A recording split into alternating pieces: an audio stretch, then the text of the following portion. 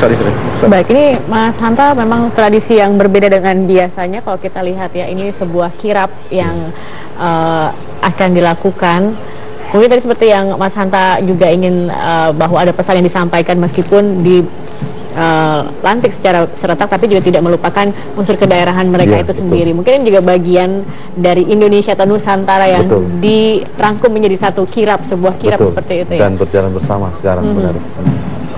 Ya, ini memang suatu prosesi yang menarik. Kita lihat di sini Presiden Joko Widodo dan juga Wakil Presiden Yusuf Kala serta Menteri Dalam Negeri Cahyokumolo, dan juga ini diapit oleh 7 pasangan gubernur dan wakil gubernur terpilih di kiri dan kanannya yang berjalan bersama-sama dan diiringi dengan kirap.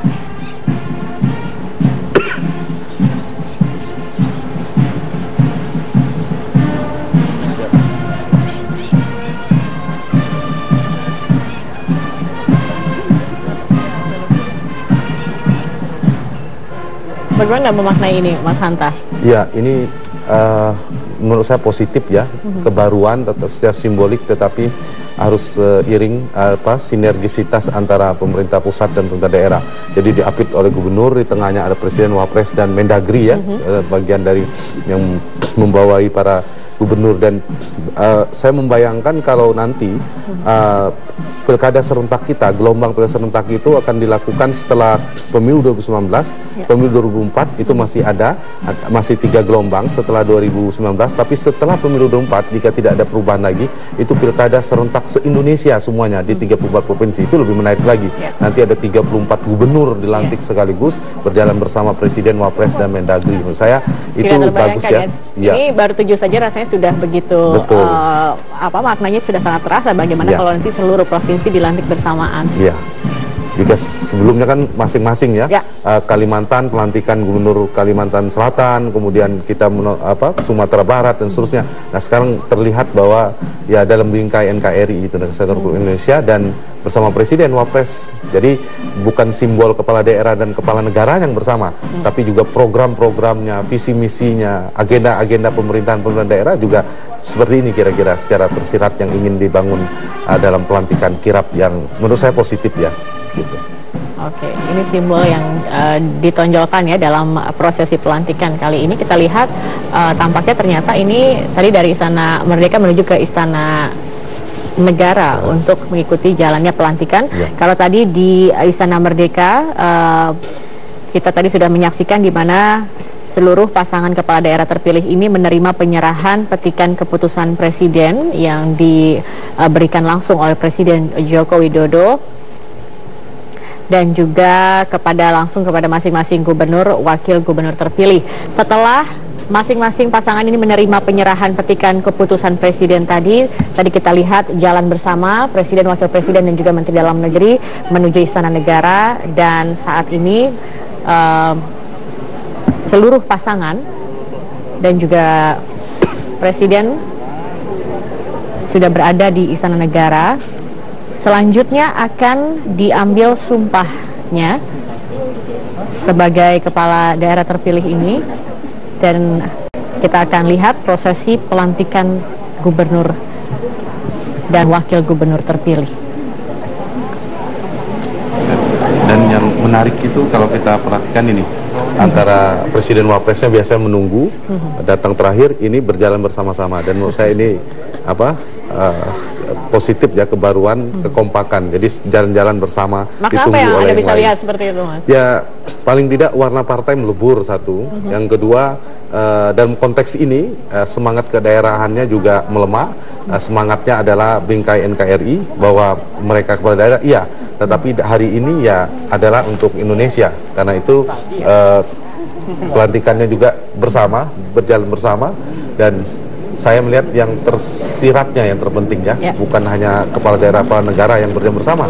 Tadi seperti saya katakan, programnya, kemudian kebijakannya, dan seterusnya harus sinergis. Bersinergis dan harus satu nafas dengan satu apa yang nafas. sudah disemangatkan oleh Presiden Joko Widodo. Kita lihat semuanya sudah masuk ke dalam ruang utama Istana Negara, dan sebentar lagi akan dilakukan prosesi pelantikan gubernur dengan mengambil sumpah jabatan.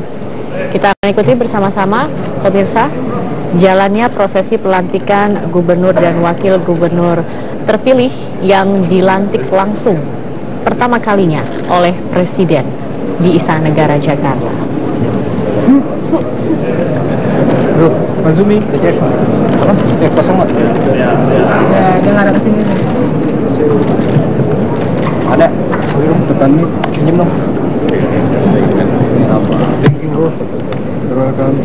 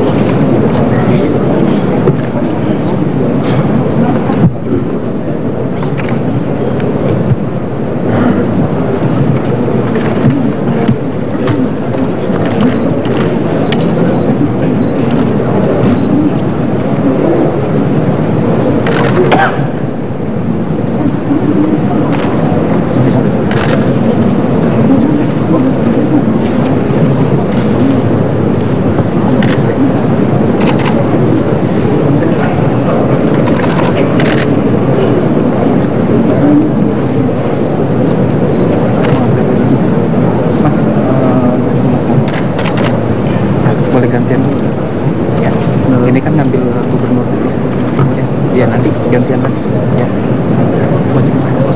Pak boleh gantian dulu yang ngambil gubernur ya. Saya dari Indonesia di istana, gantian aja yang di depan, yang KY mau Usman ke belakang dulu tuh, maju ke depan tuh, maju ke depan gantian. Mas ini kan di Usman. Enggak, ini di belakang dia yang ketutupan.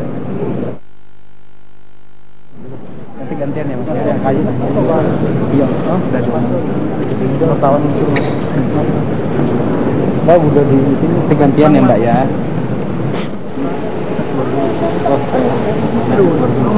Mohon Presiden Republik Indonesia dan Wakil Presiden Republik Indonesia tiba di tempat upacara.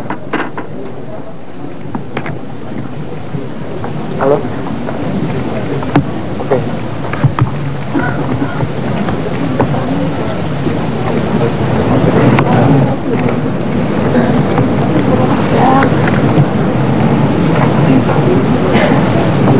Ini nih, gua ambil nih.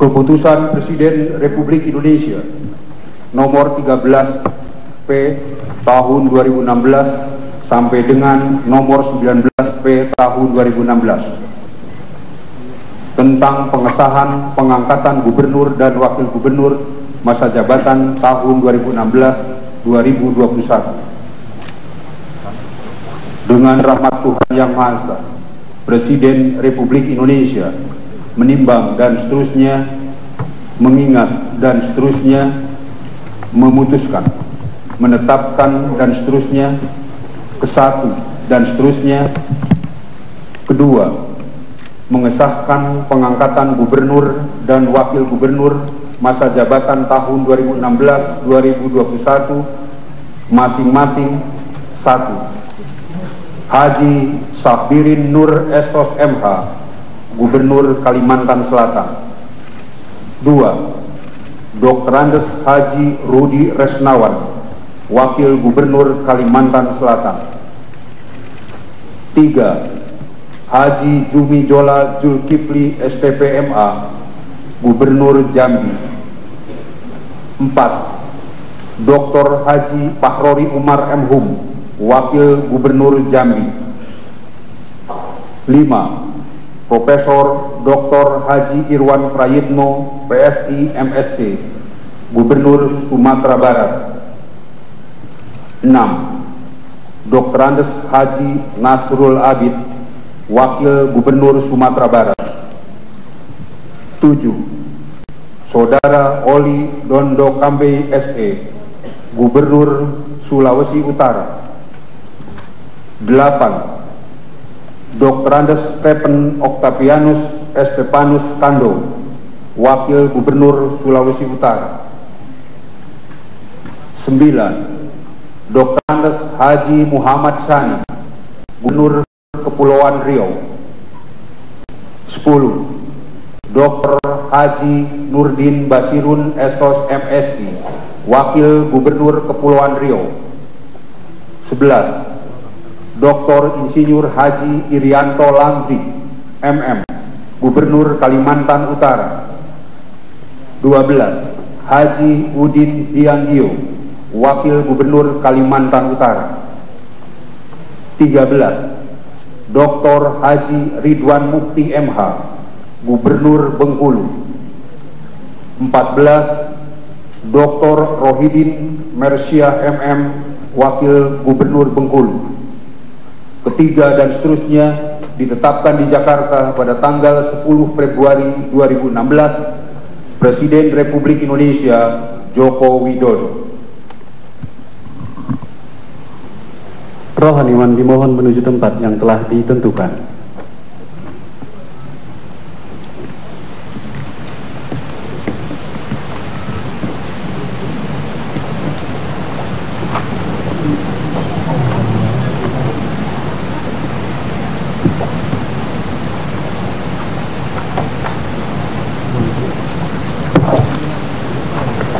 Pengambilan sumpah jabatan Gubernur dan Wakil Gubernur masa jabatan tahun 2016-2021 oleh Presiden Republik Indonesia.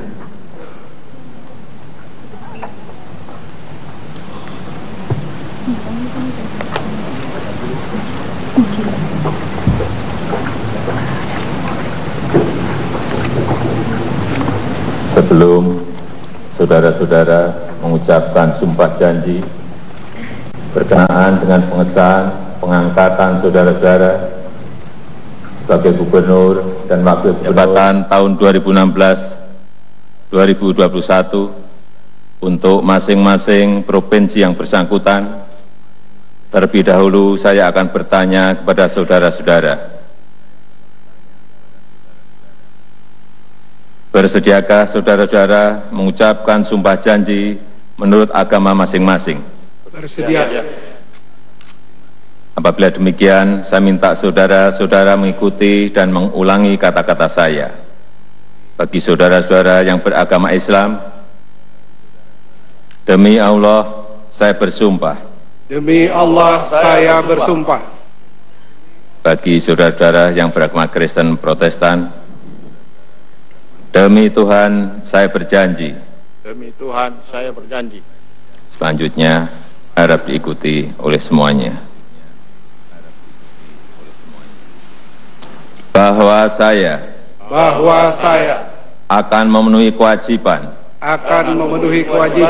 sebagai gubernur, sebagai wakil gubernur, dengan sebaik-baiknya dan seadil-adilnya, memegang teguh Undang-Undang Dasar Negara Republik Indonesia tahun 1945,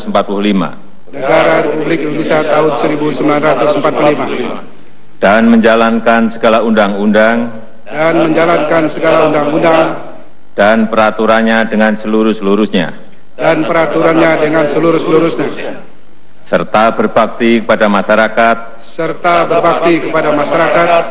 nusa dan bangsa. Bagi saudara yang beragama Kristen Protestan, kiranya Tuhan menolong saya. Rohaniwan dimohon kembali ke tempat semula.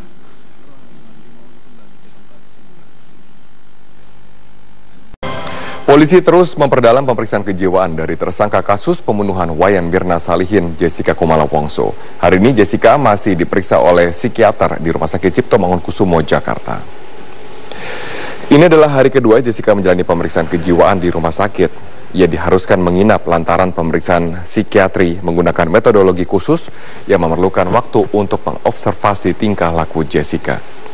Dalam pemeriksaan sebelumnya, psikolog menyatakan Jessica dalam kondisi kejiwaan yang sehat, namun pemeriksaan oleh psikiater perlu dilakukan untuk menggali motif pembunuhan yang diduga dilakukan Jessica. Hasil pemeriksaan inilah yang akan menjadi senjata penyidik yang telah menjerat Jessica dengan pasal 340 tentang pembunuhan berencana.